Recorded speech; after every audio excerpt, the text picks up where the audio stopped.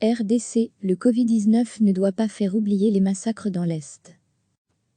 La crise du Covid-19 ne doit pas nous faire oublier les atrocités qui se poursuivent dans l'Est de la République démocratique du Congo, RDC, dans l'indifférence, a prévenu mardi le gynécologue Denis Mukwege, prix Nobel de la paix 2018. Les massacres sur les populations civiles se poursuivent en Ituri et au Nord Kivu, accuse le médecin congolais dans un communiqué. Plus de 400 civils ont été massacrés par le groupe armé d'origine ougandaise ADF depuis novembre dans le Nord Kivu, où de nouvelles violences sont rapportées au quotidien depuis plusieurs jours. Au moins 5 personnes ont encore été tuées mardi lors d'une incursion d'assaillants à Maïmoya à 40 km au nord de Beni, ont indiqué l'administrateur du territoire et la société civile à un correspondant de l'AF. Au total 15 civils ont été massacrés en moins de 48 heures par les ADF, selon le décompte mardi de l'ONG locale de défense des droits de l'homme SEPADO. Près de 300 civils ont été massacrés depuis le début de l'année en Ituri, dont une vingtaine dans la nuit de samedi à dimanche. Des violences attribuées à un groupe ethnico-mystique, la CODECO, Coopérative pour le développement du Congo. Au sud de Kivu, les armées rwandaises et burundaises se battent par groupes armés interposés dans les hauts plateaux de mines en bois, détruisant tout sur leur passage, poursuit le docteur Mukwege. Et dans le Tanganyika, les Zambiens qui, jusque-là, avaient entretenu de bonnes relations de voisinage avec l'AR Congo, à l'instar de nos voisins de l'Est, ont récemment envahi notre territoire, avec des conséquences incalculables pour notre population, ajoute-t-il. Les forces armées de la RDC sont en alerte à la frontière avec la Zambie où l'armée zambienne poursuit l'occupation de 2 localités en territoire congolais, avait indiqué vendredi dernier le ministre de la Défense, Emengwa Mukna, selon le compte-rendu du Conseil des ministres.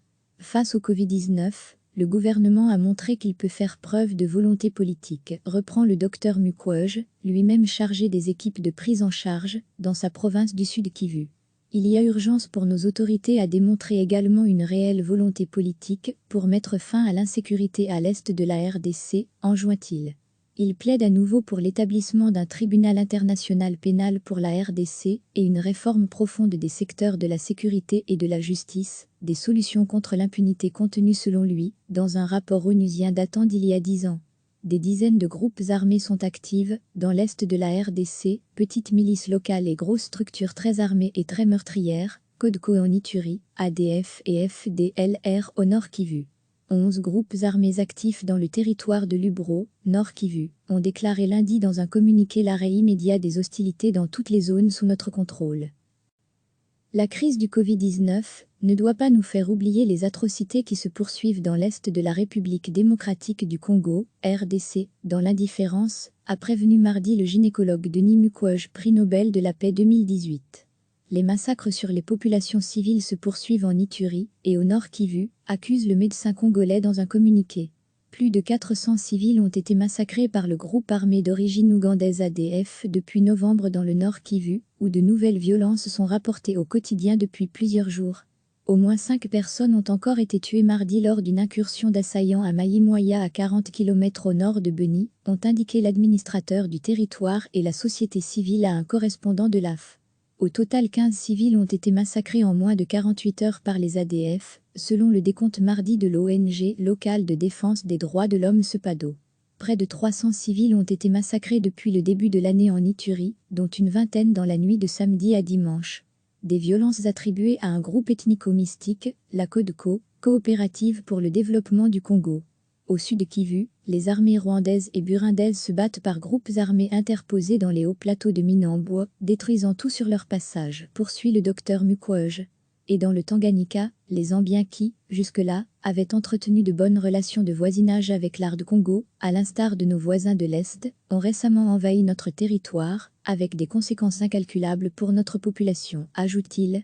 Les forces armées de la RDC sont en alerte à la frontière avec la Zambie où l'armée zambienne poursuit l'occupation de 2 localités en territoire congolais, avait indiqué vendredi dernier le ministre de la Défense, Emengwa Mukna, selon le compte-rendu du Conseil des ministres. Face au Covid-19, le gouvernement a montré qu'il peut faire preuve de volonté politique, reprend le docteur Mukwege, lui-même chargé des équipes de prise en charge dans sa province du Sud Kivu. Il y a urgence pour nos autorités à démontrer également une réelle volonté politique pour mettre fin à l'insécurité à l'est de la RDC, enjoint-il.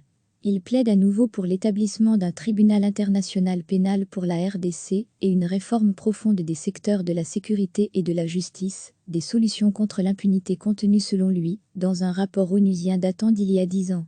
Des dizaines de groupes armés sont actives dans l'est de la RDC, petites milices locales et grosses structures très armées et très meurtrières, CODECO en Ituri, ADF et FDLR au Nord Kivu. 11 groupes armés actifs dans le territoire de Lubero, Nord Kivu, ont déclaré lundi dans un communiqué l'arrêt immédiat des hostilités dans toutes les zones sous notre contrôle. Cliquez sur s'abonner pour recevoir les dernières nouvelles.